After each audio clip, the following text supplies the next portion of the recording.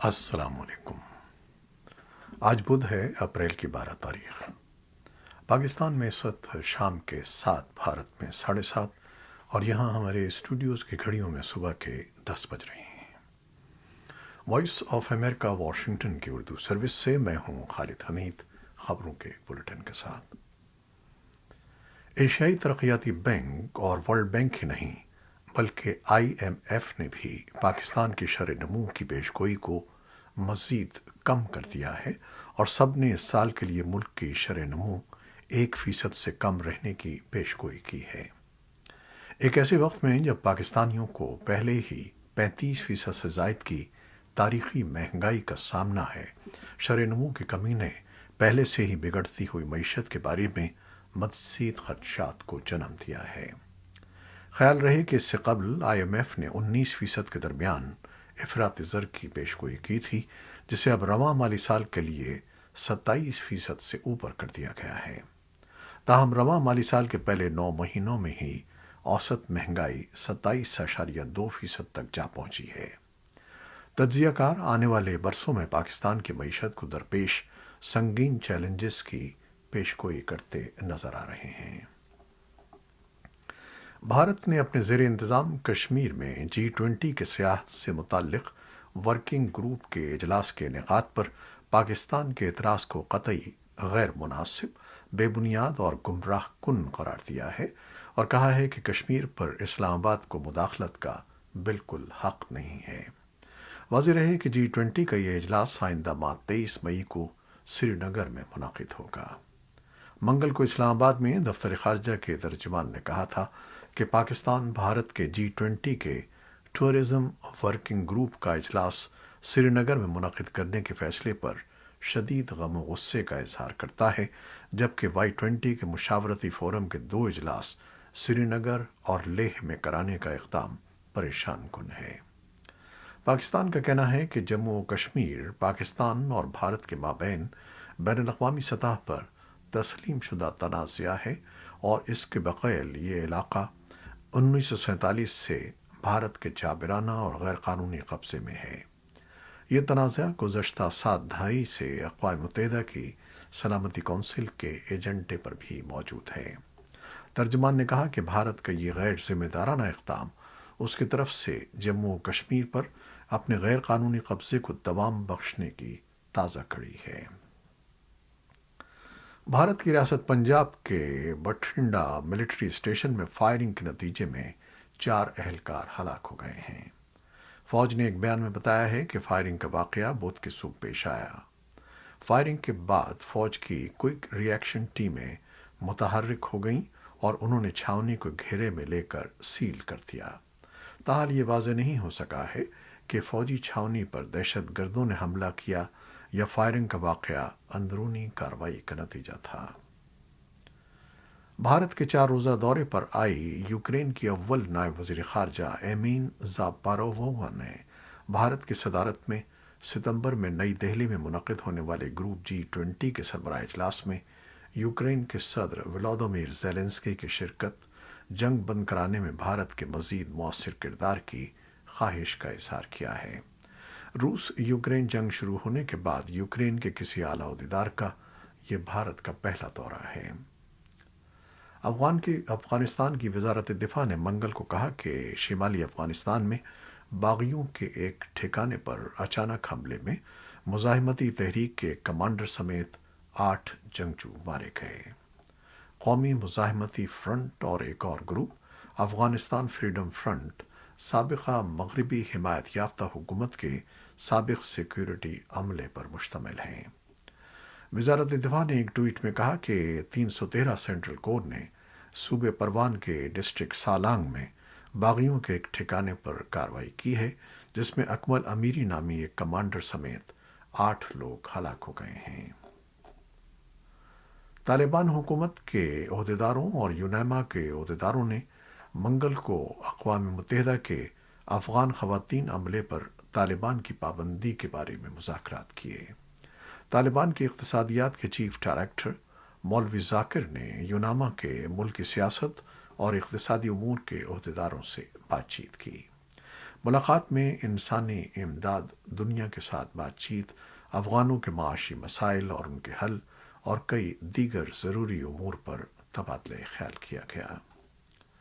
امریکی محکمہ خارجہ نے کہا ہے کہ افغانستان کے لیے امریکہ کے خصوصی نمائندے تھامس ویسٹ قطر، متحدہ عرب امارات اور ترکی میں افغانستان کے سیاسی رہنماؤں، صحافیوں، شہری اور انسانی حقوق کے کارکنوں سے ملاقاتیں کر رہے ہیں۔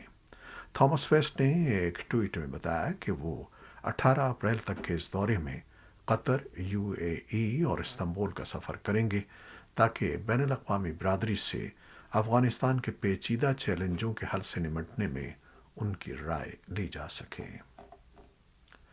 یوکرین جنگ سے متعلق انتہائی خفیہ فوجی دستاویزات سامنے آنے سے متعلق خبریں کئی روز سے زیر گردش ہیں۔ اس معاملے نے امریکی محکمہ دفاع پینٹاگون کو ہلا کر رکھ دیا ہے اور وہ اتحادیوں کو یقین دہانے اور لیکس کا جائزہ لینے میں مصروف ہے۔ متعدد سلائٹس پر مبنی ان معلومات نے یوکرین کے فضائی دفاعی صلاحیتوں میں ممکنہ خطرات کو عام کر دیا ہے، جبکہ انٹیلیجنس معاملات پر اتحادیوں کے نجی جائزے بھی سامنے آ گئے ہیں۔ ان لیکس کے بعد یہ سوالات اٹھ رہے ہیں کہ آیا یہ لیکس امریکہ کے ساتھ معلومات کے تبادلے میں اتحادیوں کے اعتماد کو ختم کر دیں گی یا اس موسم بہار میں روس کے خلاف لڑائی کو تیز کرنے کے یوکرین کے منصوبے کو متاثر کریں گی۔ پینٹاگون کے ایک ترجمان نے پیر کو ان لیکس کو قومی سلامتی کے لیے سنگین خطرہ قرار دیا ہے۔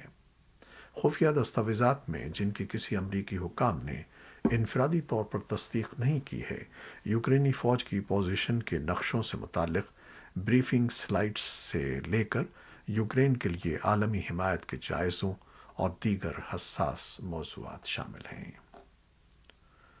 روس کے صدر ولادیمیر پوٹن کن حالات میں جوہری ہتھیار استعمال کر سکتے ہیں، اس کی تفصیلات بھی دستاویزات کا حصہ ہیں۔ اس بارے میں کوئی واضح جواب نہیں ہے کہ کتنی دستاویزات عام ہوئی ہیں، مگر خبر رساں ادارے ایسوسی ایٹڈ پریس نے تقریباً 50 دستاویزات دیکھی ہیں، جبکہ کچھ اندازوں کے مطابق دستاویزات کی مجموعی تعداد سینکڑوں میں ہے۔ یوکرینی حکام نے بدھ کے روز سوشل میڈیا پر ایک ویڈیو سامنے آنے پر روس کی پرزور مذمت کی ہے، جس میں مبینہ طور پر روسی یونیفارم میں ایک شخص کو ایک ایسے شخص کا سر قلم کرتے ہوئے دکھایا گیا ہے جس کے لباس میں وہ نشان شامل ہے جو یوکرین کے فوجی پہنتے ہیں۔ خبر رساں ادارے فوری طور پر ویڈیو کی صداقت کی تصدیق نہیں کر سکے ہیں۔ یوکرین کے صدر ولادیمیر زیلنسکی نے بدھ کے روز پوسٹ کیے گئے ایک ویڈیو پیغام میں کہا کہ یہ ایک ایسا ثبوت ہے جسے دنیا نظر انداز نہیں کر سکتی۔ یہ درندے کتنی آسانی سے معصوم انسانوں کو مار ڈالتے ہیں۔ زیلنسکی نے کہا کہ ویڈیو میں یوکرین کے قیدی کو موت کے گھاٹ اتارتے دکھایا گیا ہے اور یہ کہ ہر ایک کو اس پر رد عمل ظاہر کرنا چاہیے۔ کریملن کے ترجمان دمیتری پیسکوف نے بدھ کو صحافیوں کو بتایا کہ یہ ویڈیو خوفناک ہے اور اس کی صداقت کی تصدیق کی ضرورت ہے۔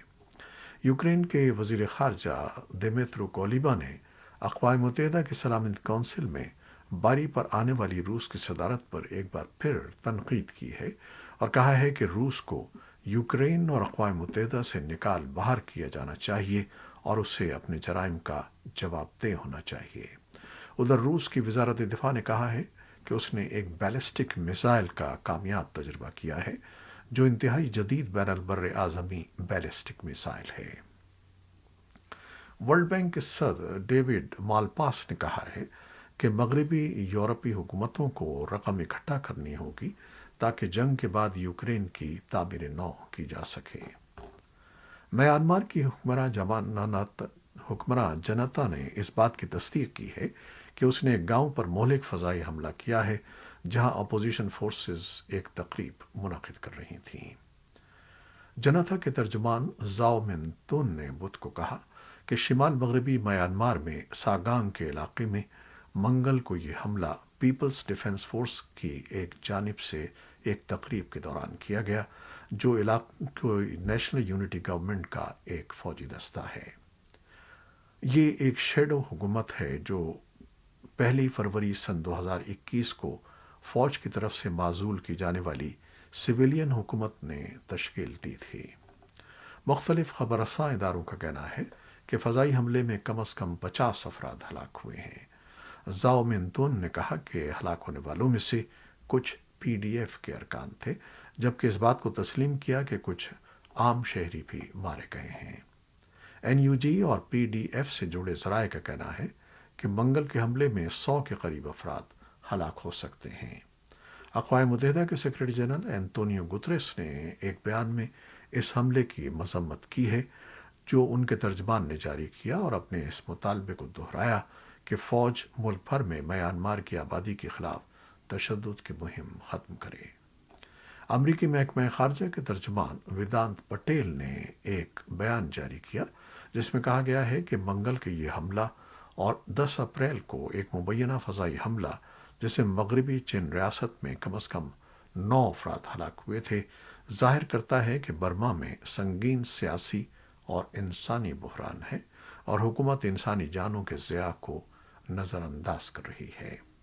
پٹیل کا کہنا تھا کہ امریکہ برما کی حکومت سے مطالبہ کرتا ہے کہ وہ خوفناک تشدد بند کرے، انسانی ہمدردی کی بنیاد پر رسائی کی اجازت دے اور برما کے لوگوں کی حقیقی اور جامع جمہوری امنگوں کا احترام کرے۔ یہ تھیں وہ خبریں جو فیس بک لائیو پر ہم نے آپ کے لیے پیش کی۔ ہماری ویب سائٹ، یوٹیوب اور پوڈ کاسٹ پر یہ بلیٹن آپ کے لیے پوسٹ کر دیا جاتا ہے۔ آپ ہمارے بلیٹن کو شیئر کرتے ہیں اور اپنے کمنٹس میں اپنی محبتوں کا اظہار کرتے ہیں، جس کے لیے ہم آپ کے بےحد ممنون ہیں۔ اپنی ان کاوشوں کو جاری رکھیے گا۔ نیوز ایڈیٹر قمر عباس جعفری کے ساتھ خالد حمید کو اب اجازت دیجیے گا۔ اللہ حافظ۔